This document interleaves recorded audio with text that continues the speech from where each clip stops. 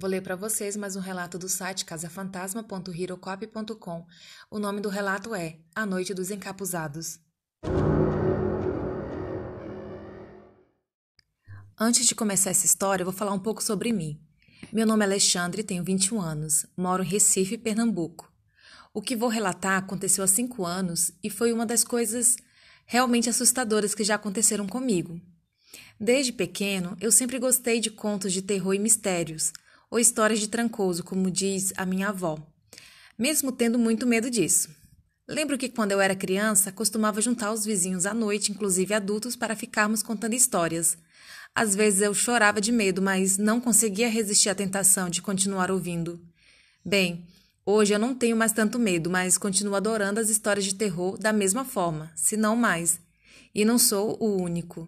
Meu irmão mais velho, Iago, e meus primos Eros e Paulo partiram do mesmo gosto. Minha bisavó tinha um grande sítio na cidade de Vitória de Santo Antão, onde morava com meu avô, e boa parte da minha família também morava na cidade. E outra boa parte mora aqui em Recife mesmo, na mesma rua. Hoje, meus 2 bisavós são falecidos, então o terreno foi dividido entre seus filhos e minha avó ficou com a casa principal, onde eles moravam. Desde muitos anos, algumas das minhas tias já tinham feito casas para elas no terreno, e quando aconteceu essa história, já haviam 2 delas lá. A casa principal do sítio é bem grande, com primeiro andar e com poucas por aqui, e o terreno também se estende por uma boa região de mata. Segundo minha mãe, o sítio da minha bisavó é famoso pelas pessoas que moram próximo por ser mal assombrado. Minha mãe morou por vários anos lá e conta algumas histórias de coisas que viu e ouviu, bem como minhas tias, mas nada muito sério, talvez eu conte algumas em outro momento. Mas enfim, a história começa quando minha família resolveu passar as férias no sítio.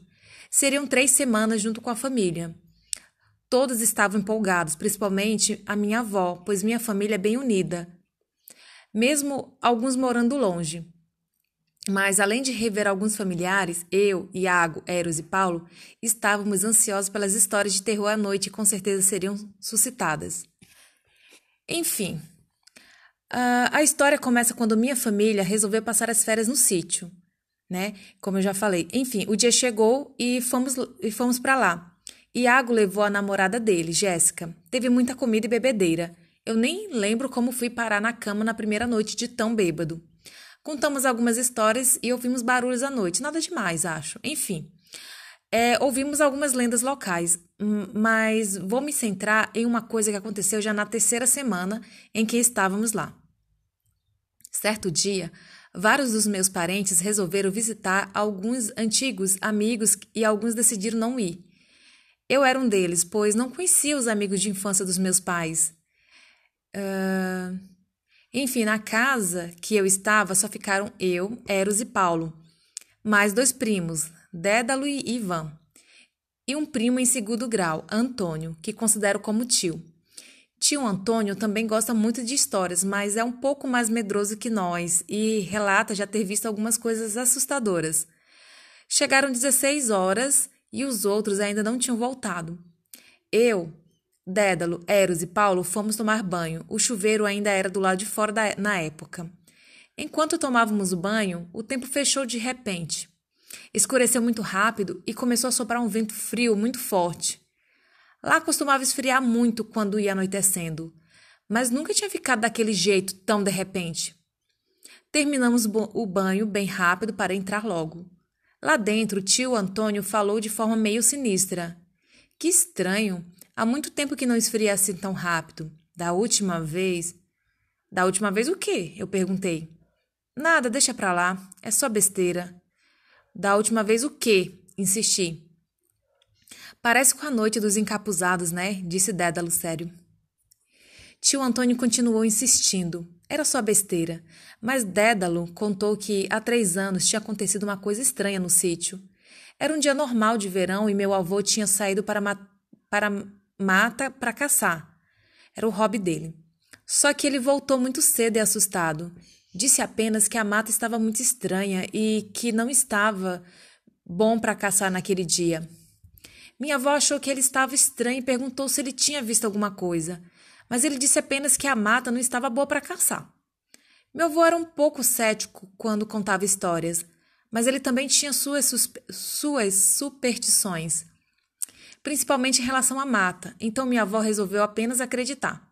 Só que quando chegou o fim da tarde, o dia, que estava bastante ensolarado, escureceu de repente e começou a ficar muito frio e caiu uma chuva fraca, mas com muito vento. O que era estranho, pois no verão nunca fazia frio, mesmo quando chovia muito. Todos acharam que o tempo estava estranho, mas até aí, nada demais. À noite, meu avô ouviu barulhos no estábulos e os cavalos muito agitados, então foi olhar lá fora. Quando chegou lá fora, viu que os cavalos estavam realmente desesperados com algo. Enquanto tentava acalmá-los, ele os viu. Disse que vinham saindo da mata cerca de 10 figuras encapuzadas. Segundo ele, pareciam com a imagem que fazemos do anjo da morte, com aquele capuz e a túnica preta, mas sem foice. Não dava para ver seus pés, mãos ou rosto.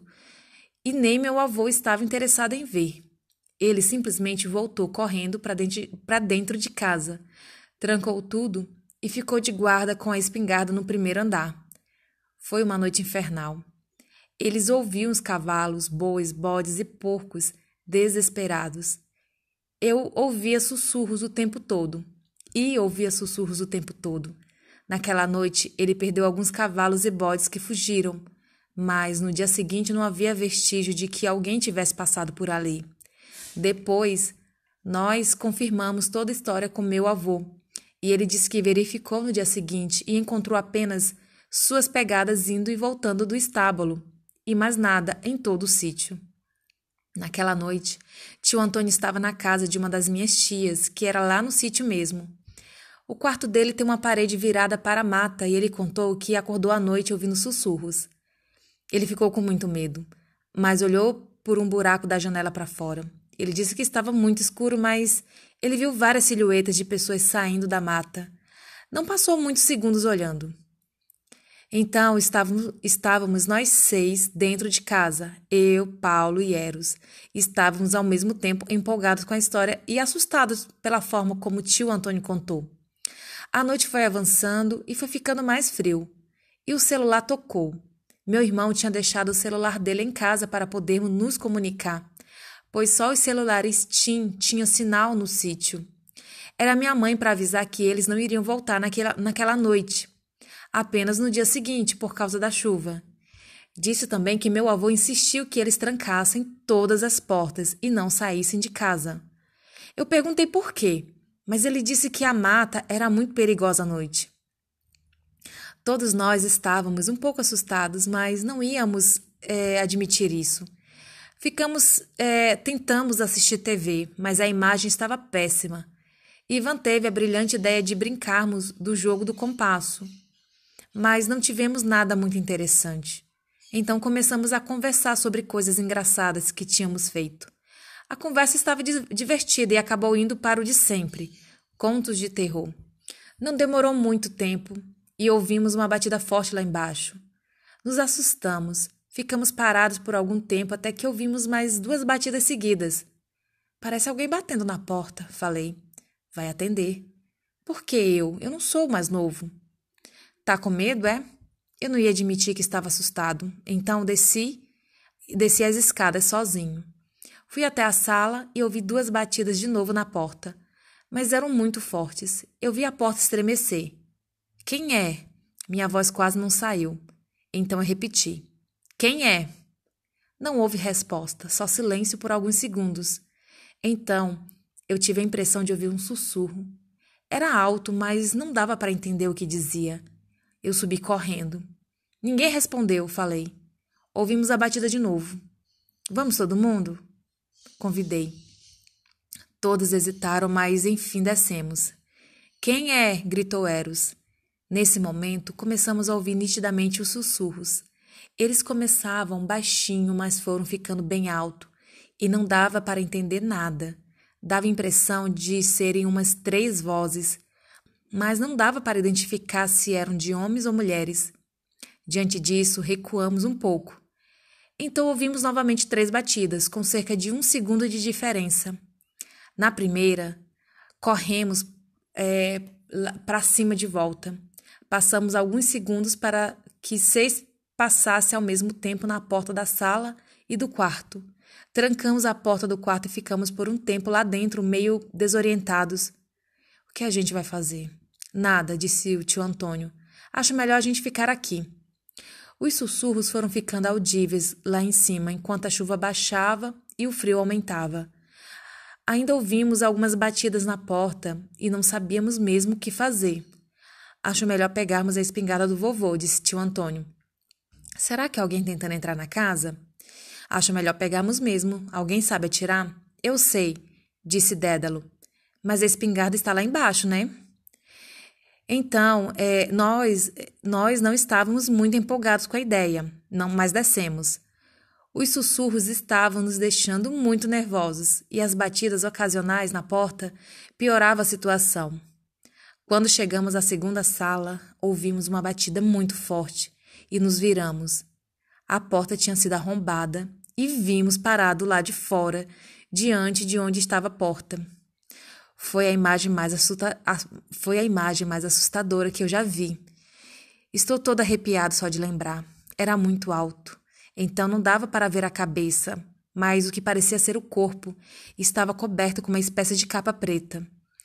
Não dava realmente para ver as mãos ou pés, pois a túnica era muito grande. Durante os segundos em que não consegui me virar, a figura ficou simplesmente parada na porta. Todos corremos para cima de volta, gritando. Trancamos a porta do quarto. O que era aquilo? Gritei. Ai, meu Deus! Constatamos que os únicos que viram a figura foram Dédalo, Eros e eu, que estávamos mais próximos à porta, para os outros correrem por causa dos gritos. Ficamos desesperados sem saber o que fazer, pois o que quer que fosse aquela coisa estava dentro de casa agora.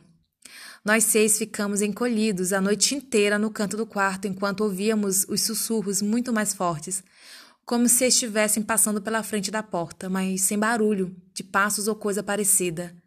Não houve nenhuma batida na porta, nem sequer um arranhão. Parece que aquelas coisas não estavam interessadas em entrar no quarto. Era quase 4 horas da madrugada quando os sussurros cessaram. Era cerca de 6 da manhã quando eu dormi. A maioria de nós acabou dormindo também, menos tio Antônio.